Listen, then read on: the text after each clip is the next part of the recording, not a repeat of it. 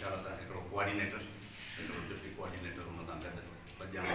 जेके हिननि खे सिर्फ़ु कोऑर्डिनेट डिवीज़नल ते कनि, प्लस डिवीज़नल ते असां लायर फोरम,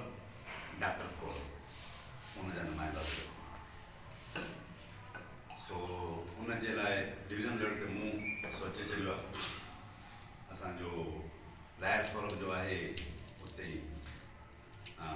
पंहिंजो रियाज़ रसूल जी हाँ उहो लायर फोरम ते असां डिवीज़न कराची डिवीज़न ऐं डिवीज़न लेवल ते उते ई आहे ज़मीर मेमणा जी हाँ। उनखे कोऑर्डिनेटर लाइ असां मतिलबु त उहो मतिलबु अॻे में कमु कंदो रहियो सेंट्रल लेवल ते, पर असां उनखे डिवीज़न लेवल ते मूं जेको सजेस्ट कयो त मंज़ूर बि उन सां डिप्टी कोऑर्डिनेटर हुजे डिवीज़नल लेवल ते। उन खां पोइ डॉक्टर फोरम ते असां अर्ज़ु कंदासीं डॉक्टर अब्दुल मेमण साहब खे त असां डिवीज़नल लेवल ते फोरम खे डॉक्टर साहब डिटेल थोड़ी बताइएगा तो डिटेल इहा आहे। हाँ जी